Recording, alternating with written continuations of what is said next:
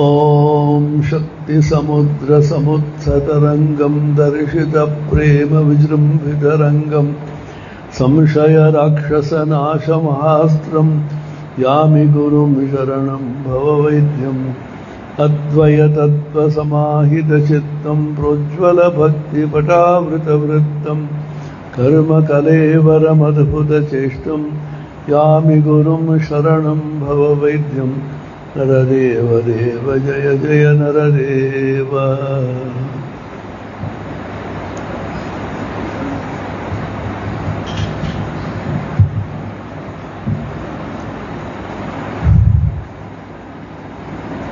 শ্রী রামকৃষ্ণ কিভাবে কালীর উপাসক হয়েছিলেন এ নিয়ে কালকে বলছিলাম আমরা। তার কুলদেবতা ছিল শ্রী রামচন্দ্র, অথচ কালীর উপাসক হয়ে উনি কলকাতাতে কালীটা পুজো করেছিলেন। যে কোনো দেবতা পুজো করতে গেলে সেই দেবতার মন্ত্রে দীক্ষিত হতে হবে। কেনারাম ভট্টাচার্য বলে একজন পুজো করার জন্য তার কাছে কালী মন্ত্র উনি গ্রহণ করেছিলেন। যেমন আলোচনা করছিলাম আমরা, এই কালী মূর্তি সত্যি সত্যি কিনা, এটা পাষাণ মূর্তি না জীবন্ত মূর্তি, চিন্ময়ী না মৃন্ময়ী? যদি চিন্ময়ী হয় তাহলে আমাকে দর্শন পেতে হবে, যদি তা না হয় এটা পূজা করা বৃথা। বৈজ্ঞানিক মানসিকতা অবলম্বন করে তিনি আবার বিচার করলেন এই কালী মূর্তিটা কি। সেখানে পূর্ব সাধকদের, সিদ্ধ মহাপুরুষদের তিনি দর্শন দিয়েছিলেন। মা, তুমি কমলাকান্তকে দর্শন দিয়েছ, তুমি রামপ্রসাদকে দর্শন দিয়েছ, আমি কেন বঞ্চিত হব? তুই সত্যি যদি এখানে আছিস তাহলে আমাকে দর্শন দিতেই হবে। ব্যাকুল হয়ে উনি প্রার্থনা করতে শুরু করলেন। যেমন আলোচনা হচ্ছিল আমাদের, ব্যাকুলতা যোগ বলে একটা নতুন যোগ যেন উনি আমাদের সাধনাতে একটি যোগ দিলেন। সরলতম একটি করলেই হবে। আপনাকে বিশাল করে সাধন করতে হবে না, জঙ্গলে যেতে হবে না, যোগ প্রাণায়াম প্রত্যাহার ধারণা ধ্যান কিছু করতে হবে না। ব্যাকুল হয়ে তাকে চাও। ঠাকুর বলেছিলেন স্বামী বিবেকানন্দকে, নরেন্দ্রনাথ দত্তকে বললেন, ঈশ্বরকে দেখা যায়, আমি দেখেছি, স্পষ্টতর ভাবে দেখেছি, কিন্তু কে দেখতে চাই আমি দেখাতে পারি। কে দেখতে চাই বলতে জগতের কোলাহলের মধ্যে আমরা কিন্তু দেখতে পাচ্ছি না। যোগীরা বলছেন, উন্নত যোগীরা, সাধকরা, শুদ্ধ মহাপুরুষরা বলছেন, সব সময় নাকি বিশ্ব ব্রহ্মাণ্ডে অনাহত ধ্বনিত হয়ে যাচ্ছে। যেমন ঘন্টা পোকা সবসময় এখানে ডিং ডিং ডিং ডিং করে যাচ্ছে, আমাদের মনে হচ্ছিল অনাহত ধ্বনি বিশ্ব ব্রহ্মাণ্ডে ধ্বনিত হচ্ছে সবসময়। আমরা শুনতে পাচ্ছি না কেন? সদা সর্বদা অনাহত ধ্বনি সবসময় কিন্তু পৃথিবীতে বিশ্ব ব্রহ্মাণ্ডে উত্থিত হয়ে থাকে। আমরা শুনতে পাচ্ছি না এই কারণে এত কোলাহল চারিদিকে। আমাদের মনের মধ্যে অসংখ্য চিন্তা উঠতেই থাকে, চিন্তার ফুট উঠে, চিন্তার বিভিন্ন রকম বেদনা, সুখ দুঃখ, কত রকমের চিন্তা উঠতে থাকে। এই কোলাহলের মধ্যে অনাহত ধ্বনি হারিয়ে যায়। ঈশ্বর কিন্তু সবসময় নিত্য বর্তমান। তাহলে ওনাকে অসুবিধা কি ছিল? অসুবিধা এই আছে, জগতের কোলাহলের মধ্যে, জগতের বিভিন্ন রকম বৈষয়িক আকর্ষণের মধ্যে ঈশ্বরের আকর্ষণটা একটা ম্লান হয়ে যাচ্ছে। সেজন্য ঠাকুর শ্রীরামকৃষ্ণ বারম্বার কথা, জগতের প্রতি তোমার কতটা আকর্ষণ, ততটা এবং বেশি আকর্ষণ ঈশ্বরের প্রতি হয় তাহলে অবশ্যই দেখা হবে। কালকে বলছিলাম, 3 টান এক হলে ঈশ্বরকে পাওয়া যায়। বিষয়ের প্রতি টান, মায়ের সন্তানের প্রতি টান, সতীর পতির প্রতি টান, এই 3 টান এক হলে ঈশ্বরকে পাওয়া যায়। এটাও আমরা আলোচনা করছিলাম। পণ্ডিত শশধর জিজ্ঞাসা করলে কি ধরনের ব্যাকুলতা হলে ঈশ্বরকে পাওয়া যায়। তখন গল্পের রাজা শ্রী রামকৃষ্ণ বললেন, একজন গুরু নদীতে স্নান করার জন্য শিষ্য সমবেত হয়ে গিয়েছিলেন। শিষ্য একজন এরকম প্রশ্ন বোধহয় করেছিল। তখন উনি ওর মাথাটা ধরে এমনভাবে চুবিয়ে দিয়েছিলেন, ও অস্থির হয়ে যাচ্ছে, ছাড়ুন ছাড়ুন ছাড়ুন। অনেকক্ষণ বাদে ছাড়া পরে কিরকম লাগলো রে? লাগলো আমি প্রাণ যায় যায় অবস্থা, একটু সামান্য প্রাণ বায়ুর জন্য আটুপাটু করছিলাম। তখন আটুপাটুটা খুব সুন্দর শব্দ, ইংরেজিতে অনুবাদ করা যায় না এগুলি। তো মানে অস্থির হয়ে গিয়েছিলাম। প্রাণবায়ু বিনা আমরা কিন্তু জীবধারণ যেমন করতে পারছি না, সেই রকম ঈশ্বর ভিন্ন জীবধারণম অলভমানা, অসহ্য লাগে যন্ত্রণা। নয়নম গদশ্রুধারয়া বদনম গদ্গদরুদ্ধয়া গিরা পুলকৈর্নিশিতম বভুকদা তব নামগ্রহণে ভবিষ্যতি युगायुतं निमेषेण चक्षुषा प्रावृषायुतं शून्यायुतं जगत्सर्वं गोविंद विरहेण मे। चैतन्य महाप्रभु विख्यात स्तोत्र शिक्षाष्टकम। एक मुहूर्त तुम्हारे दर्शन ना पाए যেন একটা যুগের মতন লাগে, অনবরত কিন্তু চোখ দিয়ে জল পড়ে যাচ্ছে তোমার বিরহে, তোমাকে দেখতে পাচ্ছি না বলে। সমস্ত জগৎ যেন শূন্য হয়ে গেছে। শূন্য মানে জগতে যা আমাদের প্রাপ্য যা আছে মনে করি আমরা, লেনদেন জগতের সঙ্গে করি, সে কোনোটাই কোনো মূল্য নেই। ঈশ্বরের যে মূল্যটা যখন পাই আমরা, বাকিগুলো সব আলোনি লাগে। ঠাকুর বলেছিলেন, বিষয় মধু তুচ্ছ হলো কামাদি কুসুম সকলে, বদলো আমার মন ভ্রমরা। বিখ্যাত গান ঠাকুরের, কমলাকান্তের গান, ঠাকুর প্রায় গাইতেন এটা। বিষয় মধু, সেটা নিয়ে আমরা মেতে আছি। সব তুচ্ছ হলো, কাম ক্রোধ লোভ মোহ বোধ মাৎসর্য সব রিপু আমাদের মধ্যে আছে।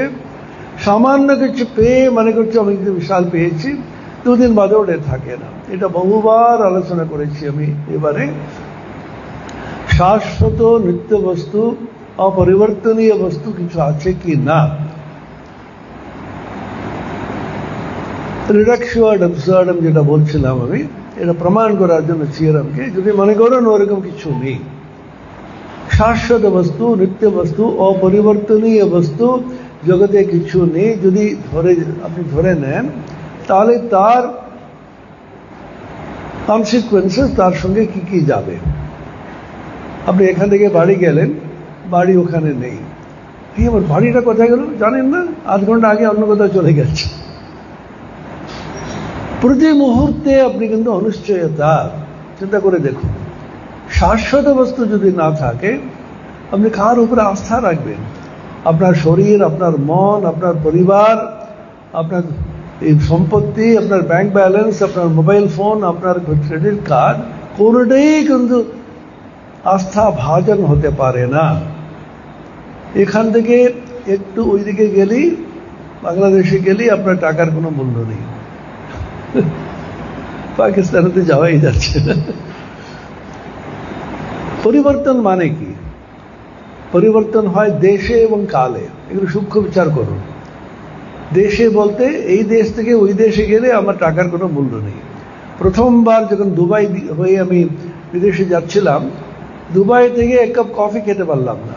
আমার কাছে $2 ছিল না। ওরা ডলার ইউরো ছাড়া মানে না, ভারতের কারেন্সি একেবারে মানে না। আমার অনেকগুলো টাকা ছিল, তার কোনো মূল্য নেই। টাকার মূল্য ভারতবর্ষের মধ্যে, তার মানে দেশের পরিবর্তন হলে মূল্যটা চলে যায়। আর কাল, একটু বয়স হয়ে গেলে আস্তে আস্তে করে আপনি সব চলে গেল আপনার, আপনি যা আছেন তাই আছেন। 30 বছর পরে, আরে কি হয়েছে তোর চেহারাটা, কি সুন্দর ছিল, কালের গতিতে শেষ হয়ে গেল।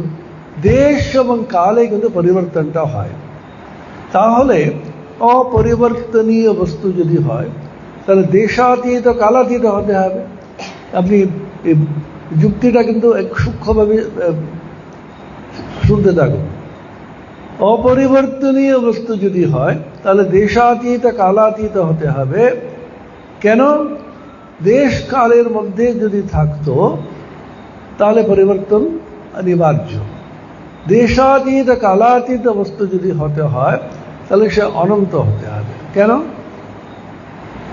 শান্ত যদি হয়, অন্ত যদি থাকে, দেশ কালের মধ্যে থাকতেই হবে ওকে।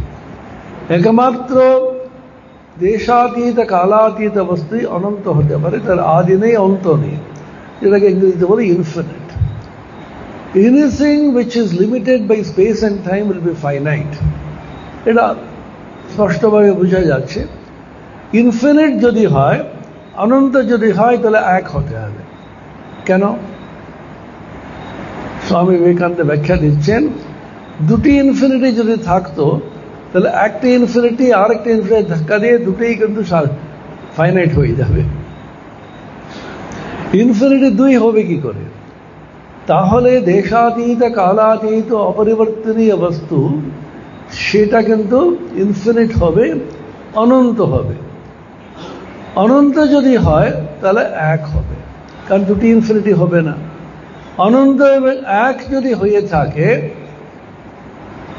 সেটা আমি ছাড়া আরেকটি ইনফিনিটি থাকতো, দুটো দুই হয়ে গেল। তাহলে আমি সেই ইনফিনিটি, তত্ত্বমসি শ্বেতকেতো অহম ব্রহ্মাস্মি প্রজ্ঞানম ব্রহ্ম অয়মাত্মা ব্রহ্ম, সহজতম যুক্তি দিয়ে প্রমাণ করে দেয় মহাবাক্য সততা। আমরা এটা নিয়ে ভাবি না খুব একটা, না ভাবি না বলে মোটামুটি ভালো আছি। এইগুলো ভাবলে ভালো থাকতে পারবো না, এটাই তো মুশকিল। এইগুলো যদি সত্যি সত্যি আমরা বিশ্বাস করি এবং গভীরে যাই, এই জগৎকে নিয়ে মেতে থেকে ভালো আমরা থাকতে পারবো না। আরো কিভাবে ভালো থাকা যায় সেই অনুসন্ধানে খুঁজে বেড়াবো। সেজন্য ঠাকুর এখন ভাবলেন, এই যে কালী মূর্তির তাৎপর্য আমাকে জানতে হবে। আশ্চর্য কথা, তিনি কালী মূর্তির উপাসনা করার জন্য কলকাতায় আসেননি। কিভাবে জগদম্বার খেলাটা দেখুন। এসে ঘটনাক্রমে ওখানে গেলেন, ঘটনাক্রমে কিন্তু রানী রাসমণি নিরুপায়ে কিন্তু রামকুমার মুখোপাধ্যায়কে ডাকলেন, আর কেউ রাজি হলো না। ঠাকুরও প্রথম প্রথম কেঁদেছিলেন, মা কৈবর্তের অন্ন খাওয়ালি মা। ব্রাহ্মণ সংস্কার সহজে যায় না, যার জন্য ঠাকুর কিভাবে করেছেন দেখুন, ঠাকুরের বৈশিষ্ট্যগুলো দেখুন। যতই যাই বলুন, শরীর মন বুদ্ধি অহংকার, যে উপাধি যেটা বলে, আমি লেখাপড়া করেছি, আমি অমুক করেছি, আমি কিন্তু বিশাল পাশ করেছি, আমি অমুক, আমার এই পদবী, কিছুতেই যাবে না। আমি ব্রাহ্মণ। তখনকার দিনে, এখন তো অনেকখানি কমে গেছে, তখন ব্রাহ্মণ মনে তো বিশাল নিজেকে ভাবত, আর অন্যান্য সব জাত অধীনে থাকতে হবে। ব্রাহ্মণের অহংকার যাতে যায়, যার জন্য লম্বা একটা চুল ছিল ঠাকুরের, ওই চুল নিয়ে পাড়ায়া যারা আছে শূদ্রের অথম, তার পায়খানা পরিষ্কার করতে নিজের চুল দিয়ে, যাতে মা আমার ব্রাহ্মণত্বের অহংকার যাতে যায়।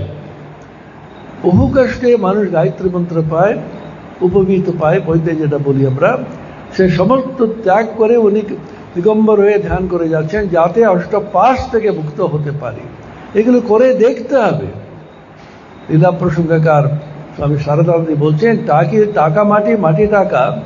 ঠাকুরের সূক্ষ্ম মন ভাবলেই হয়ে যেত, সেটা না ভেবে এদিকে টাকা, এদিকে মাটি দিয়ে টাকা মাটি, টাকা মাটি, টাকা মাটি করে ফেললেন। কেন? ফিজিক্যালি, কারণ শরীর মন বুদ্ধি অহংকার ইন্দ্রিয় সমস্ত একত্র হয়ে যদি কাজ না করে, শুধু মনে মনে ভাবলে হবে না। যেমন স্বপ্নের সময় মনে মনে অনেক কিছু আমাদের স্বপ্ন উঠে থাকলে কি ফল হয়ে যায়? জগতে কিন্তু শারীরিক পর্যন্ত আপনাকে করে দেখতে হবে। মনে মনে বৈরাগ্যবান হয়ে গেলাম, মনে মনে ত্যাগ করলাম, আর ইন্দ্রিয়ের প্রাবল্যে শেষ পর্যন্ত টেনে আমাকে শুইয়ে দিচ্ছে, টেনে আমাকে বিপদে ফেলে দিচ্ছে। ঠাকুর ব্যাকুল হয়ে বলে আমাকে জানতেই হবে, না যে না জানি আমি করবো না পুজো। ব্যাকুল হয়ে যখন মাকে বললেন, ক্রন্দনরত শিশুর মতো বারবার ডাকতে ডাকতে ডাকতে, তখন ঠিক করলেন, এটা সুন্দর একটি কথা স্বামীজি পরবর্তীকালে এখান থেকে হয়তো পেয়েছিলেন। নিবেদিত থেকে বলছেন, if this is true, what else matters? If this is not true, what do our lives matter? আধ্যাত্মিক সত্যগুলি সত্যি সত্যি আমাদের মানতে হয়, তাহলে জীবনে আর কি আছে? এটা নিয়ে থাকো তুমি। এটা যে সত্য না হয়, জীবনের কোনো মূল্য নেই। অপরিবর্তনীয় বস্তু যদি না থাকে জীবনে কি মূল্য আছে? সবইতে চলে যাবে, যেটাই ধরবে কিছুদিন বাদে থাকবে না। শরীর, মন, বুদ্ধি, অহংকার। ডক্টর সর্বপল্লী রাধাকৃষ্ণন এত বিখ্যাত উনি দার্শনিক, রাষ্ট্রপতি হয়েছেন পরবর্তীকালে। আমরা মন্ত্রমুগ্ধের মতন ছাত্র অবস্থায় ওনার ভাষণগুলো শুনতাম, শুনে শুনে মুখস্থ করে ওইগুলো বারবার বলে বলে বলে ইংরেজি যাচ্ছে ভালো হয়, ফ্লাওয়ারিং স্টাইল ব্যবহার করতেন উনি। সেই সর্বপল্লী রাধাকৃষ্ণনকে আমরা চেন্নাইতে দেখতাম যখন একদম শেষে অসুস্থ, ডিমেনশিয়া এসে গেল। ডিমেনশিয়া মানে বুঝেন তো, মস্তিষ্কে কোনো কিছু মনে রাখতে পারে না, সব যেন উড়ে উড়ে যায় মস্তিষ্ক থেকে, কিছুই কিন্তু ঠিক ঠিক খেয়াল থাকে না, আর স্মৃতি শক্তি সম্পূর্ণ প্রায় লোপ হয়ে যায়। কাউকে চিনতে পারলেন না, স্ত্রী পুত্রকে চিনতে পারলেন না। উনি যেটা পড়েছেন বিশাল বিশাল দর্শন শাস্ত্র কোথায় ওইগুলি। মস্তিষ্ক বলে যে যন্ত্র যেটা আছে ওটা যন্ত্র মাত্র, সেটা যতক্ষণ না ধরে থাকবে ততক্ষণ থাকবে, তারপরে চলে গেল। তাহলে কিসের উপরে আস্থা? যদি আপনারা বলেন আস্থা ছাড়া আমি থাকবো, আস্থা ছাড়া মানুষ পাগল হয়ে যাবে। মনে করুন কোনো পরিবর্তনশীল বস্তু ছাড়া কিছু নেই। কালকে বলছিলাম life has no meaning. What is the meaning of life? জগতের তাৎপর্য, জগতের অর্থটা কি, জীবনের মূল্যটা কি, জীবনের life. Human being is a meaning seeking creature বলা হয়।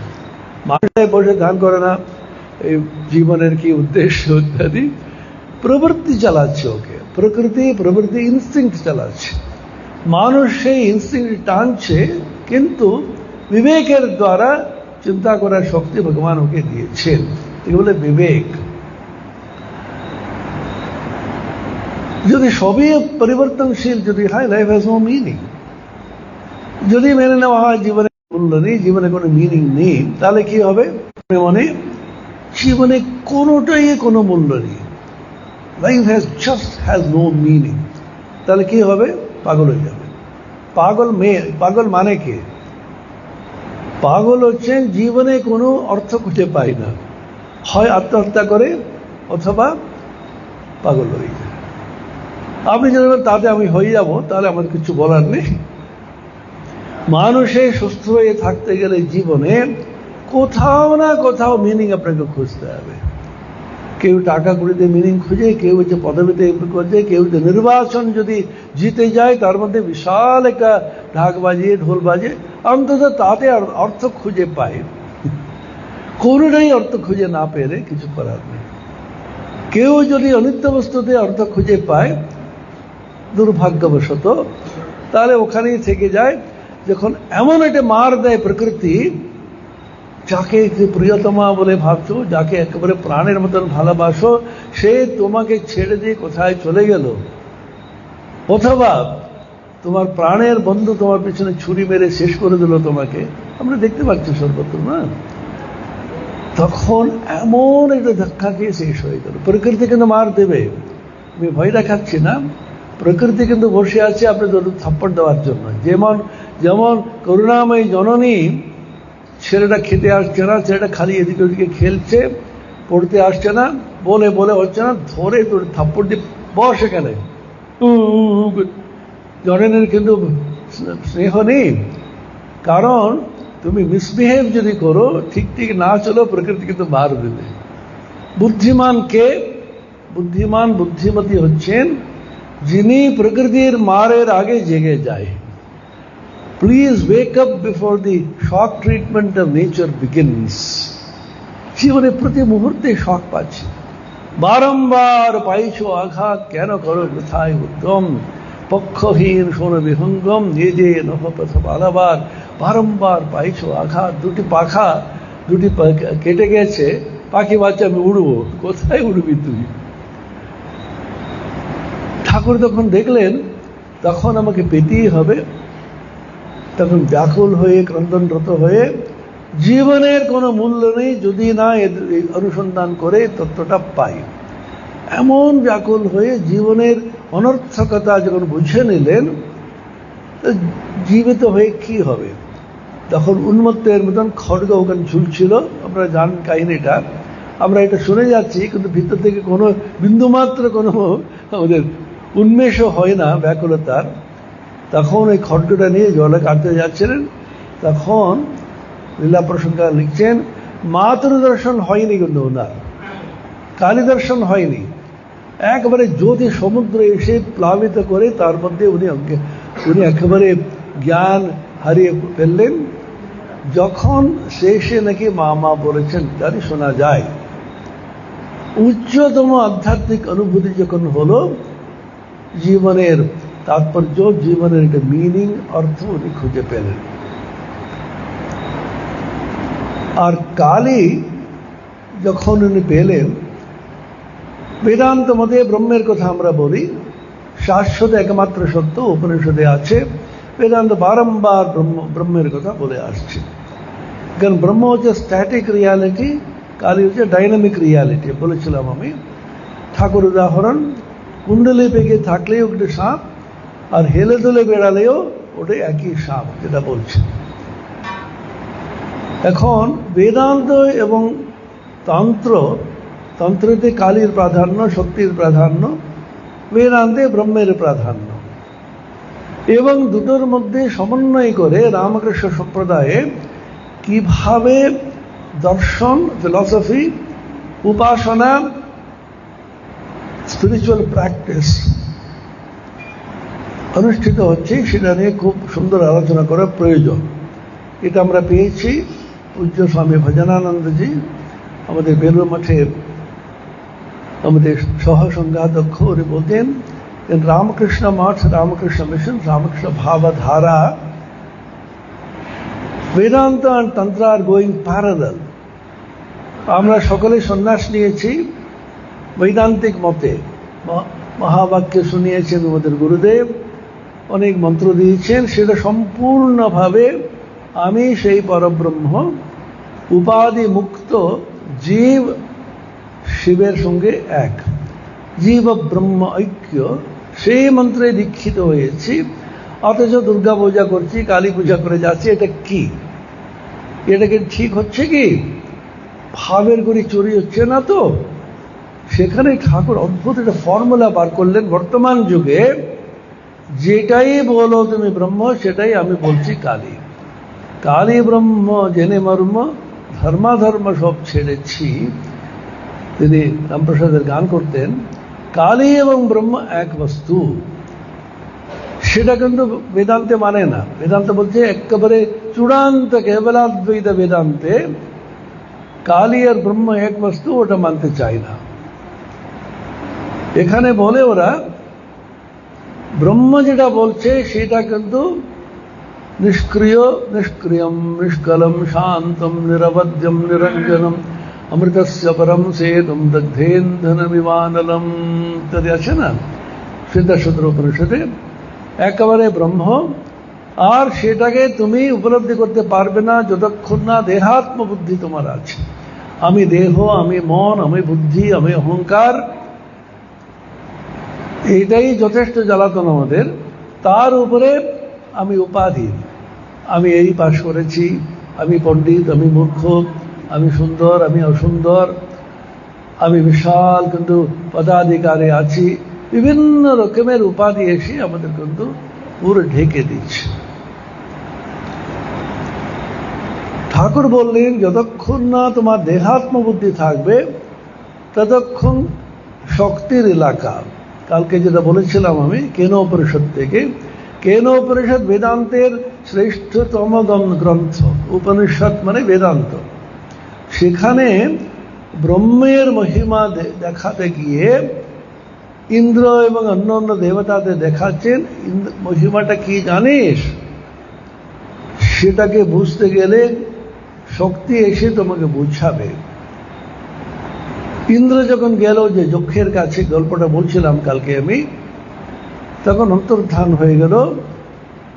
তস্মিন্নেব আকাশে বহু শোভমানাম উমাম হৈমবতী।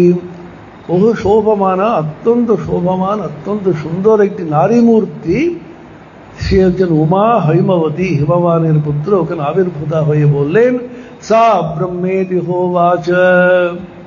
ব্রহ্মণা বা বিজয়ে মহীয়ধ্বমিতি। মা এসে, উমা, হেমবতী, পার্বতী, শক্তি এসে বুঝালেন এই হচ্ছে ব্রহ্ম, যার মহিমাতে তোমরা মহিমান্বিত হয়ে অহংকারী হয়েছিলে, আমি মহিমা অর্জন করেছি, আমারই কিন্তু মহিমা, আমারই বিজয়। জয় শ্রী গুরু মহারাজ জি কি জয়। আমরা বলি না, গুরু মহারাজেরই জয়, সারদা দেবীর জয়, স্বামীজির জয়, দুর্গার জয়, জগন্নাথ মহাপ্রভু কি জয়, কালী মাই কি জয়। আমরা ওদেরই জয়, আমাদের কিচ্ছু নেই। কিন্তু অহংকার এসে বলছে, হ্যাঁ ওর জয় বটে, ঠাকুরই করিয়েছেন, কিন্তু আমিও তো কিছুটা করেছি, আমি না থাকলে ঠাকুর করতে পারতেন। অহংকার ছাড়ে না কিছুতেই। মনে রাখতে হবে ঈশ্বরকে আমাদের কোনো প্রয়োজন নেই, আমাদের ঈশ্বরের প্রয়োজন আছে। এটা হচ্ছে প্রাথমিক স্তর। ঠাকুর অদ্ভুত অদ্ভুত নতুন নতুন কথাগুলো বলেছেন, কোনো শাস্ত্রে পাবেন না এটা। সেজন্য বলেন এখানকার অনুভূতি বেদান্ত ছাড়িয়ে গেছে। শিশুর মায়ের প্রয়োজন আছে, মা ছাড়া এক মুহূর্তে চলতে পারে না। খাওয়ানো থেকে শুরু করে মাকে স্নান করানো থেকে সর্বত্র শিশু মা নির্ভরশীল। কতদিন আস্তে আস্তে বড় হলো, মা বয়স হয়ে গেল, ছেলেটা বড় হয়ে গেল, তখন মা কিন্তু শিশুর, ওই শিশু এখন বড় হয়েছে তার উপরে নির্ভরশীল। ঠাকুর বলছেন প্রথম প্রথম ঈশ্বর বড় একটা চুম্বক পাথর হয়ে ভক্তদের টানেন, শেষে ভক্ত একটি বড় চুম্বক পাথরে ঈশ্বরকে টেনে নিয়ে আসে। এই টেনে আনার নাম হচ্ছে অবতারণম। অবতার, অবতার মানে নেমে নিয়ে আসে। ভক্তের ভক্তিতে বিগলিত হয়ে ঈশ্বর টেনে নিয়ে আসে, নেমে নিয়ে আসেন। কারণ আমাদের যতটা তাকে প্রয়োজন তার চেয়ে উনার আমাদের প্রয়োজন আছে। কারণ আমাদের ছাড়া ওনারও সংসার নেই, কাকে নিয়ে থাকবেন উনি। আমি মজা করে ভাবি, পৃথিবীতে কত মানুষ আছে এখন? পৃথিবীর পপুলেশন কত? ইন্টারনেটে দেখতে হবে। এত কোটি কোটি মানুষের মধ্যে ঈশ্বর বিশ্বাসী বেশিরভাগ, 99% মানুষ ঈশ্বরে বিশ্বাস করে, আরো বেশি হবে। সকলে একটু বিশাল একটু সভা করে ঠিক করে কালকে থেকে আমরা ঈশ্বরকে কোনো ভোগ দেব না, ঈশ্বরকে খাওয়াবো না। তখন ঈশ্বর না খেয়ে মরবেন। তিনি ভাবছেন ওরে বাবা আমাদের ভক্তরা পালিয়ে যাচ্ছে, ধরো ওদের। তিনি ভক্তবৎসল, ঠাকুর বারবার বলছেন, এমন সুন্দর উদাহরণ দিচ্ছেন। গাভী যেমন বৎসের পেছনে বাৎসল্যবশত ছুটে, সেরকম ঈশ্বর ভক্তের পেছনে ছুটেন। গাভীর যে দুধ আছে সে কিন্তু কার জন্য? বৎসের জন্য। ওই যদি না আসে ব্যাকুল হয়ে কিন্তু শিশুর পিছনে যেমন ছুটেন, তিনিও কিন্তু আমাদের কাছে আসেন। বর্তমান রামকৃষ্ণ অবতারে ঘটনা, দুবাহু তুলিয়ে ডাকে আয় রে তোরা আয় চলে, তোদের তোরে কৃপা করে বসে আছি বিরলে। দুহাত করে বলছেন কে কোথায় আছিস রে, তোরা আয়, আমি আর পারছি নে তোদের ছাড়া। ওই ডাক যেমন বলে না চৈতন্য আদ্যপি করে গোরারাই লীলা, কোন কোন ভাগ্যবানে দেখিতে পায়, বলেছেন বৈষ্ণব শাস্ত্রতে বলে না, অদ্যপি সেই ডাকটা দক্ষিণেশ্বর থেকে ধ্বনিত হয়েছিল, সারা পৃথিবীতে ধ্বনিত হচ্ছে, যার জন্য এই জঙ্গলের মধ্যে হাফলং এর মধ্যে আপনারা এসছেন, আমরা এসেছি। তার ডাক শুনে কেউ ডাকে নেই। তিনি বলছেন কে কোথায় আছে, হাফলং এ চল দুর্গা পূজা হচ্ছে, প্রবচন শুনে যা। ওই অন্তরে যে ডাকটা ধ্বনিত হচ্ছে আমরা মাঝে মধ্যে শুনি, মাঝে মধ্যে ভুলে যাই। তিনি টেনে আমাদের নিয়ে আসেন। তিনি যদি না নিয়ে আসতেন আমরা কারো সাধ্য নেই এখানে আসা। তিনি টেনে নিয়ে এসে আমাদের রেখে দেন। তার অন্যরকম কারণ আছে। উনি যদি ভক্তদের টেনে রেখে মাঝে মাঝে সান্ত্বনা একটু শান্তি না দেন, কেউ তার কাছে যাবে না। রামপ্রসাদ তিনি তো বীর ভক্ত, তো দুর্গা দেবীকে একটা হুমকি দিচ্ছেন। তিনি দুর্গাবীর কাছে কান্নাকাটি করেননি। স্বামীজির খুব প্রিয় ভাব ছিল, don't cringe before mother, fight mother. মায়ের কাছে গিয়ে বসে বসে কাঁদবে না, মায়ের সঙ্গে ঝগড়া করো তুমি, হ্যাঁ আমাকে করবি না মানে। রামপ্রসাদ বলছেন, মা আমি সারা জীবন দুর্গা দুর্গা দুর্গা করে করে শেষই হয়ে গেলাম, কিছুই হলো না। এখন প্রায় শেষের দিকে মরতে যাচ্ছি, তখন অনেকে যাচ্ছে, কি এটা, ও পরিচিত মনে হচ্ছে। হ্যাঁ, ও রামপ্রসাদ, ওরে বাবা, কাঁদতে কাঁদতে কাঁদতে কাঁদতে এরকম হয়ে গেল। দুর্গা দুর্গা দুর্গা করতে করতে কিছুই হলো না। দুর্গা দেবীর মন্দিরে যাচ্ছ, না না ওখানে গিয়ে কাজ নেই, তুমি অন্যদিকে যাও। হিন্দু ধর্মে দেব দেবীদের বিশাল প্রতিযোগিতা আছে, অন্য ধর্মে কিন্তু অনেকখানি নিরাপদ। যিশু কিছু না করলে তার কাছেই যেতে হবে আপনাকে, আল্লাহ না করলে তার কাছেই যেতে হবে। এখানে দুর্গা না হলে কালী, কালী না করলে আমাদের জগদ্ধাত্রী, জগদ্ধাত্রী না করলে গণেশ, না হলে কার্তিক, কত সরস্বতী, অসংখ্য দেব দেবী। সেজন্য প্রত্যেক দেবতা নিজের ভক্তদের ধরে রাখতে হবে, দলকে ধরে রাখতে হবে। তো সেই জন্য কি করতে হবে, তুমি আমাকে কৃপা না করলে, রামপ্রসাদ বলছেন, আমি যদি মরি ও হর শঙ্করী, দুর্গা নাম কেউ লোবে না, মা গো আনন্দময়ী নিরানন্দ করোনা। আমি যদি মরি ও হরশঙ্করী, দুর্গা নাম কেউ লোবে না, দুর্গা নাম কিন্তু কেউ করবে না, কারণ দেখছে তো না। সেই জন্য তোমাকে নিজেকে বাঁচাতে গেলে আমাকে বাঁচাতে হবে। ঈশ্বর কিন্তু আমাদের বিশেষ স্নেহ করেন, এইটা হিন্দু ধর্মে ইদানিং কালে ছিল না, সেটা স্বামী ভজনানন্দের কাছে আমরা পেয়েছি। ইউ লাভ গড, সর্বত্র বলা আছে ঈশ্বরকে ভালোবাসো, ঈশ্বরকে প্রেম করো, তিনি পরম প্রেম রূপা, ইত্যাদি ইত্যাদি আছে। ব্যাকুল হয়ে তাকে ডাকো। ঠাকুর এসে নতুন একটি তত্ত্ব দিলেন, ঈশ্বরও তোমাকে কিন্তু প্রেম করেন, তোমাকে ভালোবাসেন। কি সান্ত্বনা দেয়, কি আনন্দ হয়। হ্যাঁ, ঈশ্বর আমাকে চিন্তা করেন। আরে মূর্খ, একটি পিঁপড়ে নূপুর ধ্বনি উনি শোনেন, তোর আকুতি, তোর কান্না উনি শুনবেন না? ঈশ্বর loves me, God loves me, God is fond of me, God wants to protect me, He wants to elevate me. এটা ভাবলে কিরকম লাগে। শ্রী শ্রী মা সুন্দর করে বললেন, যখনই কষ্টের মধ্যে থাকবে, যখনই বিপদে পড়বে, মনে রাখবে আমার একজন মা আছেন।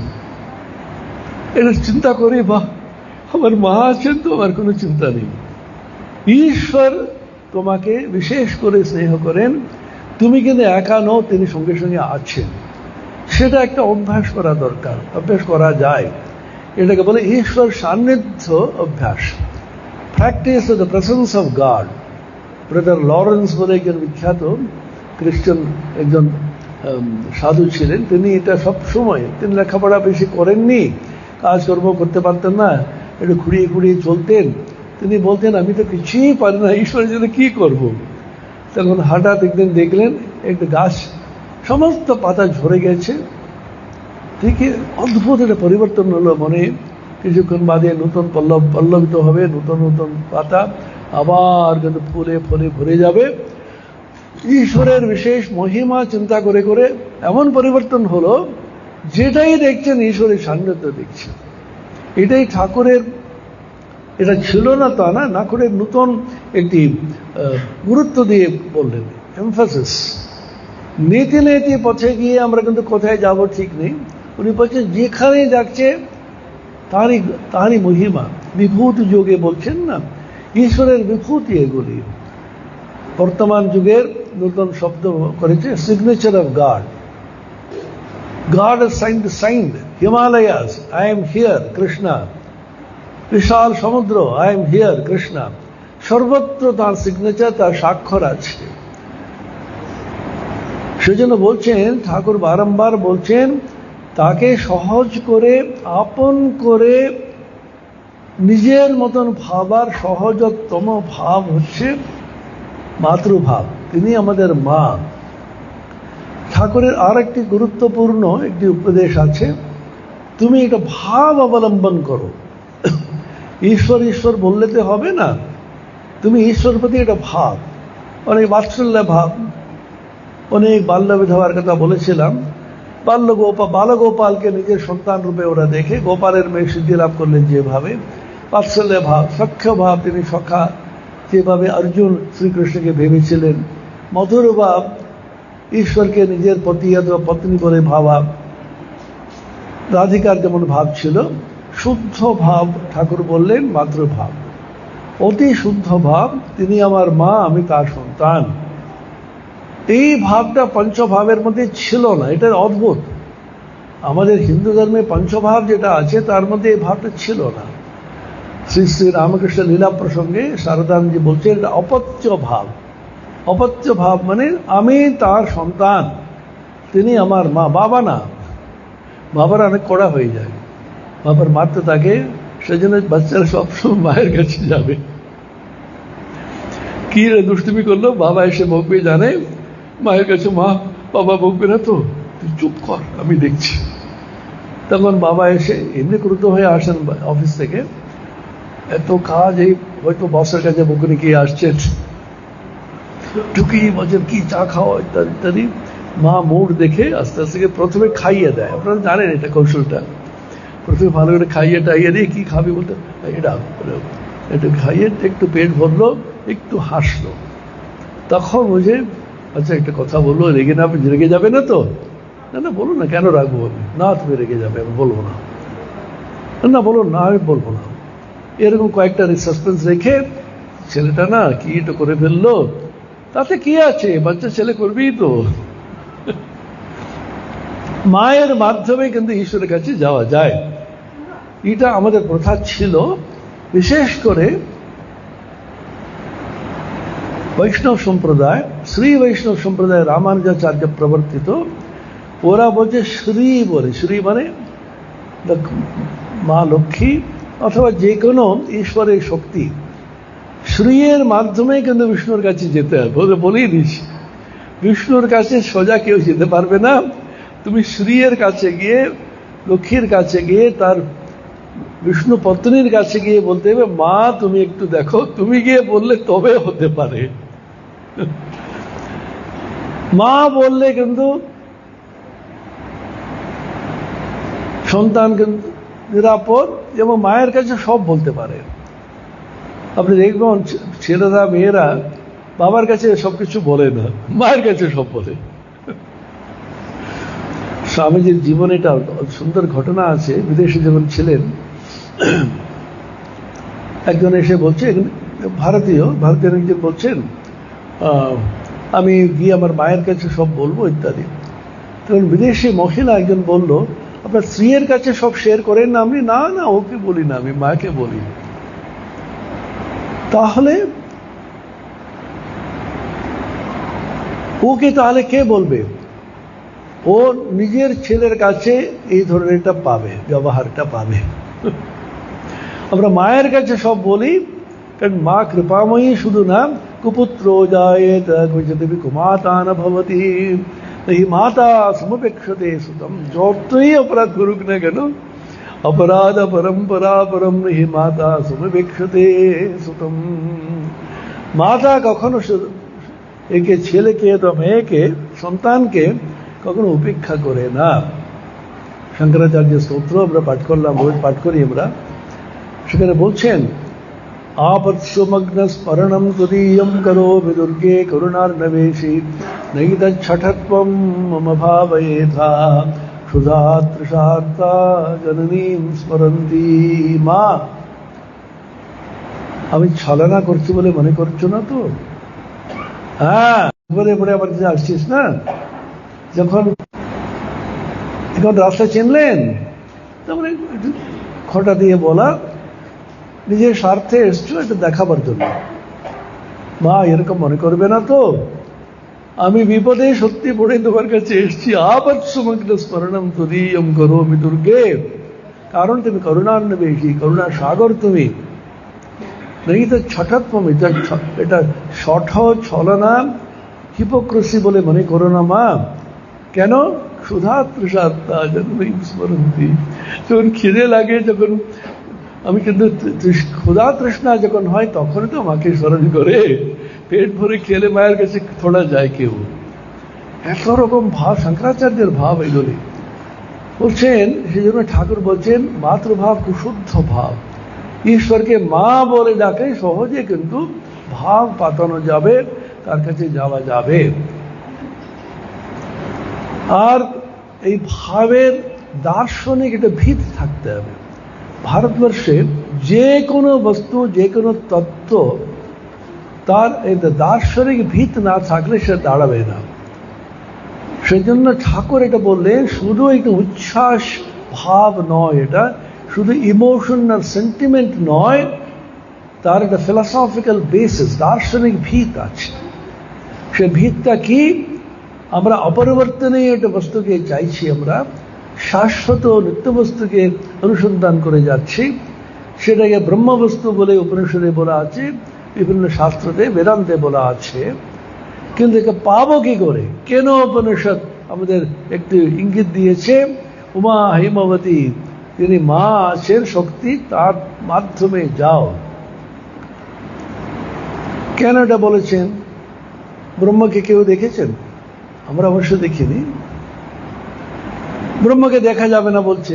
অশব্দমস্পর্শমরূপমব্জয়ম সারসম নিত্যমগন্ধবচ্ছয়ৎ অনাদ্যনন্তম মহদঃ পরম ধ্রুবম জায়তন মৃত্যুমুখাত্মমুচ্যতে। কঠোপনিষদ। ততো বাচো নিবর্তন্তে অপ্রাপ্য মনসা সহ আনন্দম ব্রহ্মণো বিদ্বান। তৈত্রীয় উপনিষদ। বাক ওখানে যেতে পারে না, মন ওখানে ছুঁতে পারে না, চোখে দেখা যায় না, কানে শোনা যায় না। ওকে নিয়ে কি কাজ? আমার কিছুই শোনা যাচ্ছে না, তাহলে কি হবে? যেটা জানা যাবে প্রতি মুহূর্তে অনুভব করি সে শক্তি। এই ফ্যান চলছিল না কি, এটা মাঝখানে সমস্যা হয়ে গেল, ওইটা বিদ্যুতের বিভ্রাট ঠিকঠাক করা হলো, ফ্যান চলছে। আগে চলছিল কেন? শক্তি ছিল না, বিদ্যুৎ শক্তি ছিল না, এখন শক্তি দেওয়াতে চলছে। সমস্ত জগৎ প্রপঞ্চ শক্তির খেলা। এইটা কোন অনুভব করা খুব কঠিন নয়। আমরা যদি ওই দৃষ্টিভঙ্গি নিয়ে, ওই চিন্তা ভাবনে জগৎ যদি দেখি, জগতের ইট কাঠ মাটি বলে না ভেবে চৈতন্যময়ীর খেলা বলে যদি দেখি, একটা শক্তি খেলছে বলে আমরা কিন্তু আছি। আমি যে কথা বলে যাচ্ছি তার প্রক্রিয়াগুলো ভাবুন। জীব এত নরম, দাঁতগুলো অসম্ভব শক্ত। জীব কিন্তু দাঁতের মাঝখানে ঘুরে ঘুরে ঘুরে ঘুরে একটু শব্দ বার করছে। দাঁত না থাকলে জীব কথা বলতে পারবে না, শুধুমাত্র দাঁত থাকলে তাও হবে না, শুধুমাত্র জীব থাকলেও হবে না। দুটি কিন্তু একসঙ্গে এসে, একটা অত্যন্ত কঠিন, একটা অত্যন্ত শক্ত, অত্যন্ত নরম, দুটিই কিন্তু সুন্দরভাবে সুসমন্বিত একটি কর্ম করে শব্দটা বেরোচ্ছে। সেটা কোথা থেকে আসছে? মস্তিষ্কের মধ্যে অনেকগুলো শব্দ আছে, সেই শব্দগুলোকে চয়ন করে করে করে করে একটা বাক্য হলো। সেই বাক্যগুলোকে সাজিয়ে দিলে একটি ভাষণ হয়ে গেল। সেটা এখান থেকে যাচ্ছে, এই যন্ত্রটা সেটাকে অ্যাম্প্লিফাই করে যাচ্ছে, বড় করে দিচ্ছে। সেটা আপনার কর্ণের মধ্যে প্রবেশ করছে, ওখানে টিম্প্যানাম বলে যেটা ইয়ার ড্রাম, সেটা এরকম করে স্পন্দন করছে। এই স্পন্দন, এটা ক বলে এটা স্পন্দন, ফ বলে এটা স্পন্দন, মা বলে এটা স্পন্দন, কি চিনতে পারছে কান? সেখানে নার্ভাস সিস্টেম যেটা আছে, স্নায়ু, ওখান থেকে নিয়ে ব্রেনকে বলছে, এখন বলে ম বলেছে, এখন ঠ বলেছে, এখন ক বলেছে বলে দেখাচ্ছে। সমস্ত দিয়ে আপনি মুহূর্তের মধ্যে বুঝে নিয়েছেন আমি কি বলছি। এই প্রক্রিয়া ব্যাখ্যা করার সময় জানাটা কিন্তু এক মুহূর্তে হয়ে গেল। প্রক্রিয়া অত্যন্ত লম্বা প্রক্রিয়া। সেটা কে করাচ্ছে?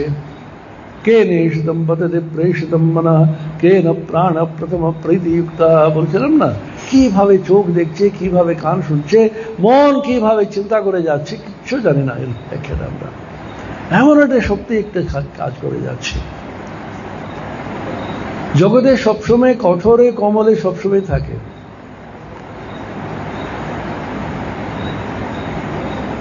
রবি শশী এক ঠায়, হেন কভু শুনি নাই, कठोरे केव माले एकाधारे। গান আছে, কত চাঁদ তবে শ্রীপদ নখে মাঝে, কঠোরে কোমলে জগতে সবসময় থাকবে। একজন প্রবীণ মহারাজ বলেছেন আমাদের, দেখো দাঁতটা প্রচণ্ড শক্ত কৈশোরে পড়ে যায়, জীব নরম বলে আজীবন থাকে, সেজন্য নরম হতে শিখো। বেশি কঠোরতা করলে বেশি দিন চালাতে পারবে না। কঠোরে কোমলে যেমন চাঁদ এবং সূর্য একসঙ্গে আছে, যাকে কালী বলি তাকে কিন্তু ব্রহ্ম বলে। শক্তির খেলা আমরা উপলব্ধি করতে পারি, দেখতে পারি, শুনতে পারি, অনুভব করতে পারি প্রতি মুহূর্তে। আমরা জড় শক্তি বলে ভেবে রেখেছি এটা। ভৌত বিজ্ঞান বলছেন জীব বিজ্ঞান খানিকটা জীবন আছে বলে বলছে, কিন্তু বেদান্ত বিজ্ঞান বলছে এটা চৈতন্যেরই খেলা, শুদ্ধ চৈতন্যের খেলা নয়। চৈতন্যময়ী যিনি আছেন তার সঙ্গে শুদ্ধ চৈতন্য অভিন্ন, তার খেলা সেটা দেখা যায়, অনুভব করা যায়। আজ থেকে শুরু করুন, 7টা বাজলো, আজকে 7:05 থেকে এই অভ্যাসটা শুরু করুন। এটা স্পিরিচুয়াল প্র্যাকটিস, আধ্যাত্মিক অভ্যাস। যেখানে পা রাখবেন, এই পাটা রাখতে পারছি কি করে? 20 বছর 22 বছর আগে আমার পায়ে থ্রম্বোসিস হয়েছিল। থ্রম্বোসিস মানে বুঝেন তো, রক্ত জমে গিয়ে রক্ত চলাচল কিন্তু একটু বন্ধ হয়ে যায়। তার মধ্যে রক্ত জমাট বাঁধে, জমাট বাঁধার আগে কয়েকটি রক্তের যে কণা ছিটকে গিয়ে রক্তের স্রোতের মধ্যে উপরে চলে যায়। প্রথম স্টপটা হচ্ছে লাংস, তারপরে ব্রেন। ওটাকে বলে সেরিব্রাল থ্রম্বোসিস বলে, ইনস্ট্যান্টেনিয়াস মৃত্যু। আর পালমোনারি এম্বলিজম, ওটা ছিটকে যাচ্ছে, ওকে এম্বলিজম বলে ডাক্তারি বিদ্যাতে। আমার পালমোনারি এম্বলিজম হয়ে লাংসে গিয়ে শ্বাস বন্ধ হয়ে গেল প্রায় 20 বছর, 21 সালে, 2001 সালে শ্বাস বন্ধ হয়ে হাঁপাচ্ছি। কয়েক ঘন্টা হলে চলে যেতাম, কি করে বেঁচে এখানে চলে এসেছি। এখানে সব মোটামুটি ঠিক হলাম, এখনো পুরোপুরি ঠিক নেই, তবুও তখন ডাক্তারদের জিজ্ঞাসা করলাম, আচ্ছা আমরা বসে আছেন তো, গ্র্যাভিটেশন বুঝেন তো, মহাকর্ষণ শক্তি সমস্ত বস্তুকে নিচ থেকে টানে, রক্তটা উপর দিকে যাচ্ছে কি করে? এই রক্তটা চলাচল হচ্ছে তো, রক্ত এসে উপর দিকে নিচে যাচ্ছে, রক্ত উপরে যাচ্ছে কি করে? মহাকর্ষণ শক্তির বিরুদ্ধে কাজ করছে কি? যেমন ডাক্তাররা বলল, অসংখ্য অসংখ্য মানে অগুন্তি ছোট ছোট ভালভ আছে প্রত্যেকটি ভেইনের সঙ্গে। ভেইন আর আর্টারি বুঝেন তো, আর্টারি শুদ্ধ রক্ত যেছে সেটাকে ধমনী আর্টারি বলে, অশুদ্ধ রক্ত চলাচল হচ্ছে ভেইন বলে, ওটা সেরা আমরা বলি। উপরে যাবে তখন ভালটা বন্ধ হয়ে যায়, নিচে আসতে দেবে না। এই মাইক্রো ভালভ চোখে দেখা যায়, এইটুকু টুকু অসংখ্য ভালভস আছে পায়ের মধ্যে। আমার পায়ে বেশ কয়েকটা ভালভ নষ্ট হয়ে গেছে, সেজন্য রক্ত এইদিকে যাচ্ছে আবার যেছে, সেজন্য আস্তে আস্তে ফুলে যায়। আমি তখন ভাবলাম, ঈশ্বর ব্রহ্ম বেদান্ত দরকার নেই, শরীর নিয়ে প্রথমে ভাবুন। আপনি যদি সত্যি সত্যি ঈশ্বরের মহিমা জানতে চান, ঈশ্বরের বিভূতি জানতে চান, এই শরীর হচ্ছে তার বিভূতি, তারপরে মন, তারপরে অন্তঃকরণ, তারপরে বুদ্ধি, তারপরে আত্মা। ছোট্ট একটি বই আছে রিডার্স ডাইজেস্টের, দ্য হিউম্যান বডি বলে একটা বই আছে, পাওয়া যায় নিশ্চয়ই ইংরেজিতে। সহজ ভাষায় বলা আছে শরীর সম্বন্ধে। আপনি ছেলে মেয়েদের অবশ্যই সেই বইটা পড়াবেন, গীতা উপনিষদ চেয়ে বেশি প্রয়োজন। কি অদ্ভুত কল করেছে শ্যামা মা, কি কল করেছে! 14 পোয়া কলের ভিতরে কি লীলা দেখাচ্ছে, বলছেন না রামপ্রসাদ, কত রকমের করে আছে। তখন এটা ভাবুন, আমার কিরকম, আমি খেয়ে নিলাম, হজম কি করে হচ্ছে আমি ভাবছি কি, নিজের গতিতে হচ্ছে। সর্বত্র শক্তির খেলা, শক্তির খেলা। স্বামী বিবেকানন্দের এটা বড় একটি অন্বেষণ। বিদেশ থেকে ফিরে এসে বললাম, কি দেখলুম ওই দেশে জানিস? চিন্তা করুন, মহর্ষি ছাড়া এটা বলতে পারে না, মহামানব ছাড়া এটা বলতে পারবে না। বেদান্ত সন্ন্যাসী তিনি বলছেন, কি দেখলুম জানিস?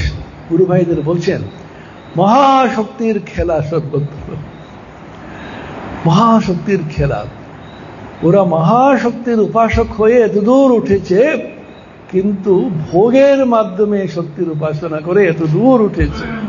আমরা ত্যাগের মাধ্যমে, ভক্তির মাধ্যমে তাকে উপাসনা করলে কি না হতে পারি, কত দূর যেতে পারি। এখন তোরা সব শক্তির উপাসনা কর। শক্তির কেন্দ্র হচ্ছেন শ্রী মা সারদা দেবী, যে ঠাকুরের শক্তি।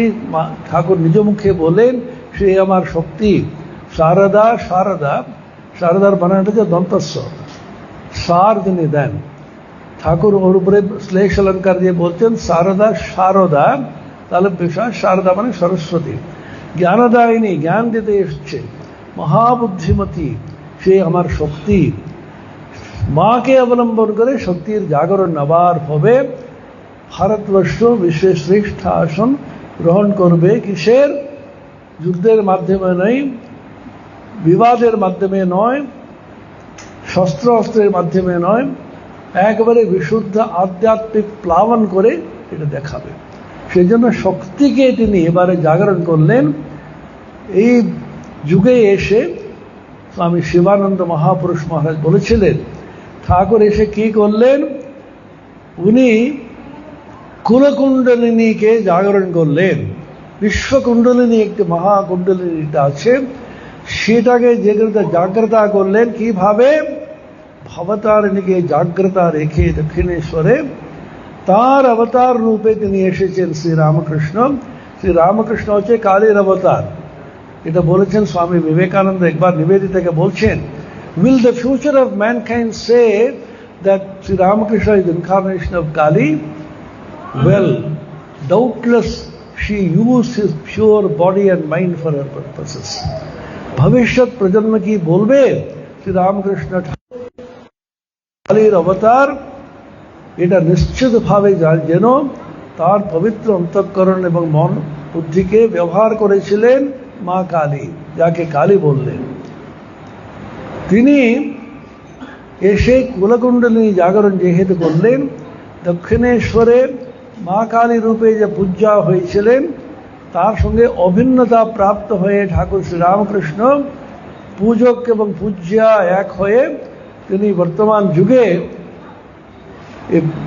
রামকৃষ্ণ সংঘ প্রবর্তন করলেন। মা কালীকে কেন্দ্র করে ঠাকুর শ্রীরামকৃষ্ণ স্বরূপ মা কালী, সারদা বিবেকানন্দ সহিত মা কালী তাকে প্রবর্তন করে তিনি আমাদের প্রত্যেকটি ব্যক্তিগত কুণ্ডলিনীকে জাগরণ করতে সক্ষম হয়েছেন।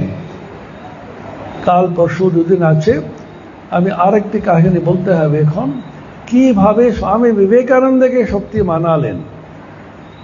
কারণ ঠাকুর তো চলে যাবেন নিজে শুদ্ধ সাত্বিক শরীর নিয়ে, কোনো কর্ম করতে হবে, কর্ম করতে পারবেন না, যার জন্য বিবেকানন্দকে নিয়ে এলেন।